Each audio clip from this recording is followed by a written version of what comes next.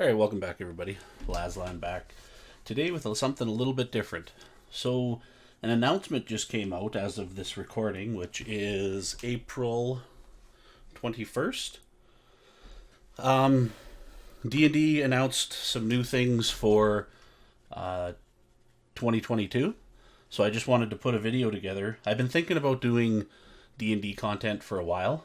Mainly our Eberron campaign that we run. So we're going to watch the video that I kind of cut up.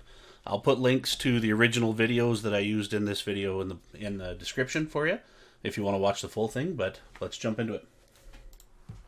I voyaged far in skies unknown, by seeking treasure unforetold, and from the stars and darkness deep, I find my way So this is a new race of space elf. back home.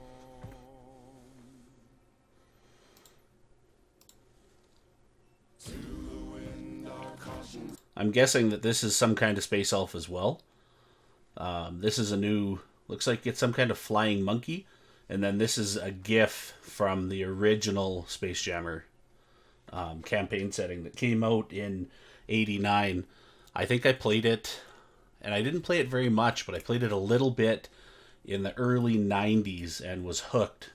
Throne, adventures high, our wills are stone. We journeyed seeking treasure bright, and now we sail for home.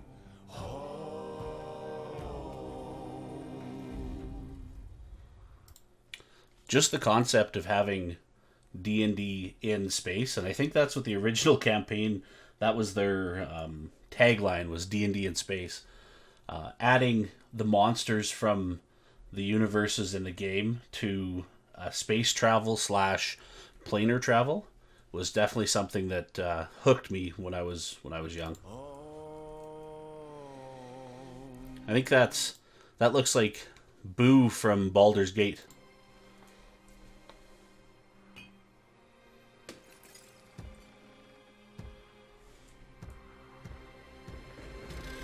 With dreams of riches unforetold, we venture off to shores unknown. We sail our ship across the stars to treasure far from. Okay, so let's break down a little bit of that. We'll back up a little bit. So this must be another pirate style. That's just basic red dragon. Oh, I went too far back. Dreams of riches unforetold, we venture off to shores unknown. We sail our ship across the stars to treasure. This is some kind of space whale. I've never seen that. That must have been an old Spelljammer ship. Looks kind of like a squid. And then, let's just jump back just a little bit here. This is the Illithid Mind Flayer fleet ships.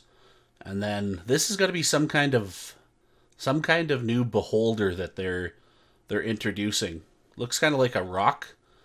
So maybe it's something that transforms from a rock, and you'd have to do a really high perception check or something. And then that looks like some kind of new dragon. Looks like it's coming out of a sun.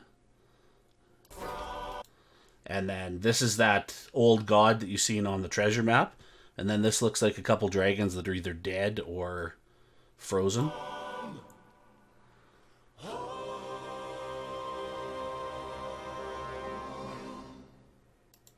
But yeah, Spelljammer, that's huge. And so I put also the Chris Perkins little blurb that he does, so I'll just let that play through, and then we'll kind of give our thoughts after. In the far reaches of space. Whoa, I'm sucked in.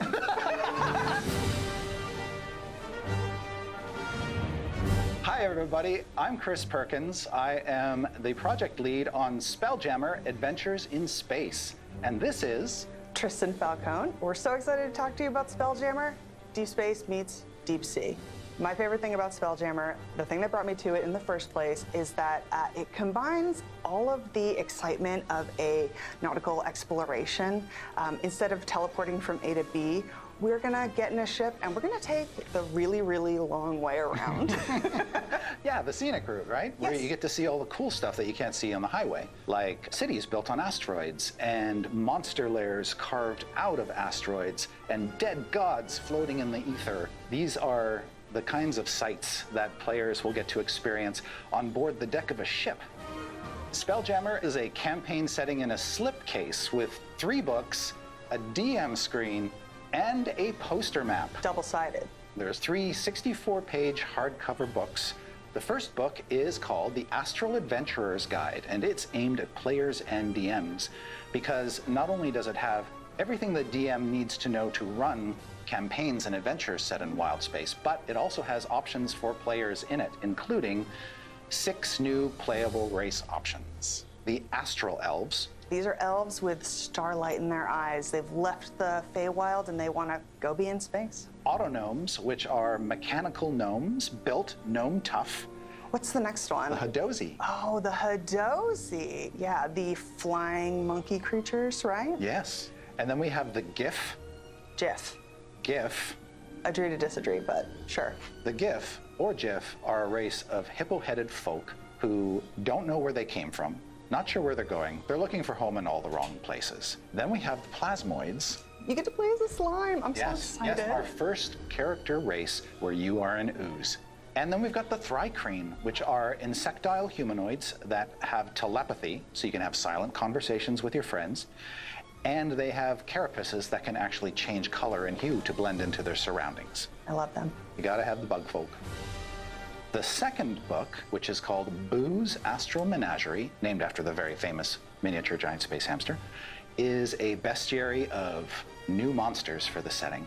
For instance, there are space clowns, There's also vampirates, murder comets. giant space hamsters, there are solar dragons and lunar dragons, all kinds of creatures. And the third and final book is an adventure. And it's called Light of Xerixis. It is an all-new D&D adventure set in wild space in the astral sea. And it's got how many episodes? 12 episodes, believe it or not. And each one of those ends in a cliffhanger. You jerk. I know, until you get to the, of course, conclusion where Everything goes absolutely buck wild, and you'll have to see for yourself. Spelljammer Adventures in Space, coming in August 2022. Okay, let's go back to the beginning of there and break down some of this stuff and some of the things that I'm super excited for. So it is a box set, and you get all 3 the books, the Astral Adventures Guide, the new Monster Manual, and the Adventure. And then these races is the big ones that I'm... Go be in space. So I don't know what kind of specialty the elves are going to have. It looks like this one here with the bow has some kind of breathing apparatus on her head, so maybe they have to, if they leave the bubble of their ship, they have to be able to breathe. Go be in space. Autognomes, which The Autognomes, a new automaton playable race. If you watch Critical Role, I think this is kind of what Matt Mercer's or Sam Riegel's new character is kind of based off, between this and a Warforged. The Flying Monkeys. So I'm assuming they're going to have some kind of flight speed or hover mechanic, which if you play D&D for any length of time, DMs hate characters that have flight. It just messes up with all your planning. So these might be one of those races that DMs ban from their campaigns. The GIF, like he said, Chris Perkins said, this is an old school race. This comes back from the original Spelljammer. These are hardy characters, as you can see. And then what do we got? The Thrycreen. Insectoids. How can you not love that? 4 arms. And it looks like this guy here's got a pole arm, 2-handed weapon, a crossbow, and a sword. So, and then if they have the ability to camouflage themselves, it's going to make for some exciting adventure. And then, where did I missed one? It must have been, oh, it's here. Oozes. I don't know how mechanically an ooze character is going to work. I'm excited for it. I let most of my character players bring in things like the Mystic or the original Artificers before it was released. So when you allow characters or allow players to bring in these kind of off the wall characters, it just makes for exciting storytelling and different mechanics than just having a bunch of human fighters in the campaign.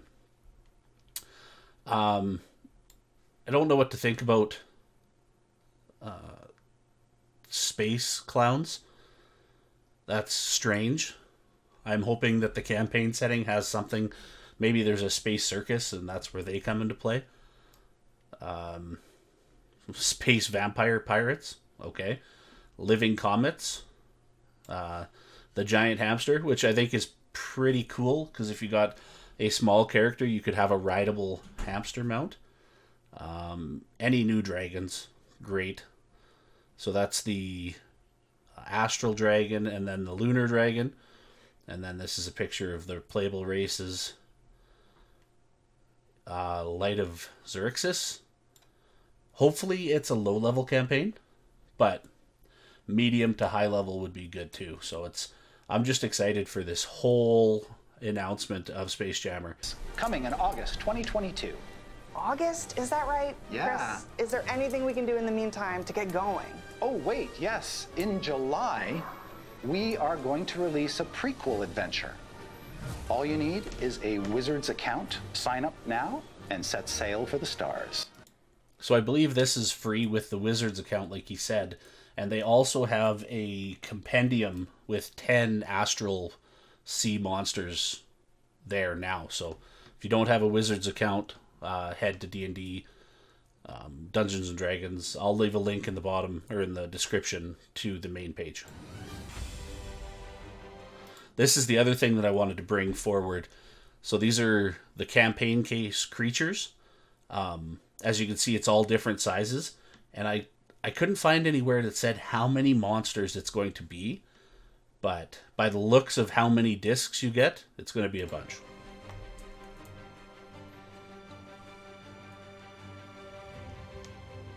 Easy storage for travel.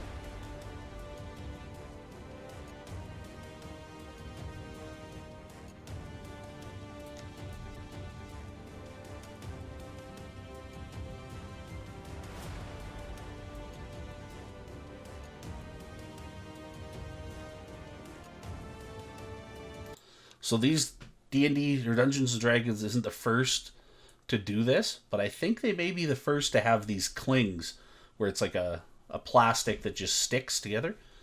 If so, this is pretty cool for a group of players that don't have the extensive mini background that a lot of us do.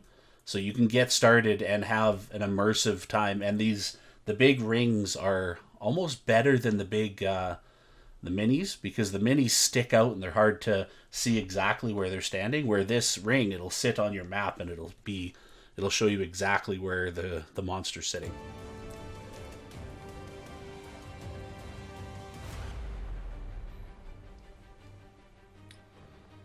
So I'm hoping that these are around the $50 mark for each.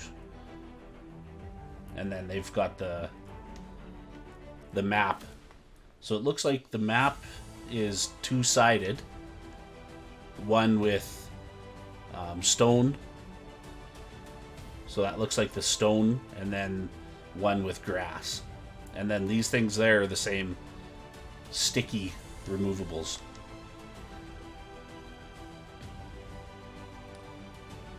Which, like I said, for a new Dungeon Master in a new campaign, great ideas. Actually, so what I did here is I jumped to Amazon. And so this is an American site. So $64.99 American is what they're selling each of these cases for. Which, like I said, for beginners, $64.99 is not bad. And I think they've got a link in there that you can buy the Dungeon Master's Guide as well. So that'll be a boon if you're trying to get into campaigns. And then the last thing that we want to talk about, so there's more in the announcement from D&D Direct. So like I said, in the beginning of the video, I will link those things in the video description so that you can easily find them. But the announcements that I was excited for was the first couple and then this last one. So we're going to let the video play through and then we'll talk about it after. I often wonder why we fight with all the evil forces that plague this land. The odds feel insurmountable. Our enemies are savage, cruel, and relentless.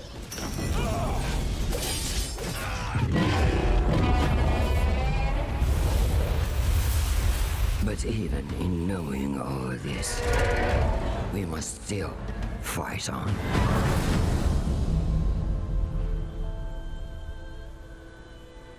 Not for victory. Not for kings. Not even for glory. But for each other.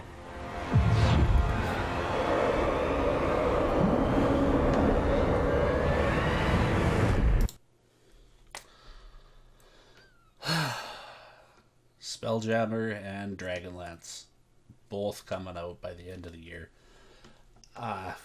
So I watched the original video, and I was just kind of going through it, and I didn't pick up on this, but going back through some of the still frames. So I'll pause it when I see. So the initial battle where they're fighting, you can see the different dragons in the sky, and then you can see a dragon rider on top of one. And then, let's scroll back a little bit. It's hard to see because it's kind of framey, but you can see here the different draconian? No. I'll put a blurb up top how to say their real names. But these are the different race of dragon creatures created by the evil dragons in the Dragonlance era. And you can see it again here. So you can see a couple of them. And then when you get to the big red dragon about to breathe, you can see a dragon rider with what looks to be either a dragon lance or some kind of massive sword on its back. Which, yeah, that's going to be exciting. So I'm going to put the clip here. I'll edit the clip in for what I told you about Bring Back Dragonlance. I'll put it in Chris Perkins' own words. This is another slight aside. One of the first emails I got in the job as the new editor of Dungeon Magazine was from some guy, but I kept it because it grounded me. What do you mean? What was it? Bring back Dragonlance, you fuck. So 20 years later, Chris Perkins finally makes it so that we can have Dragonlance back, now in 5th edition. Yeah, so that'll be it, guys. If you like the content, please do the YouTube things, like, subscribe. I plan on putting out more D&D content.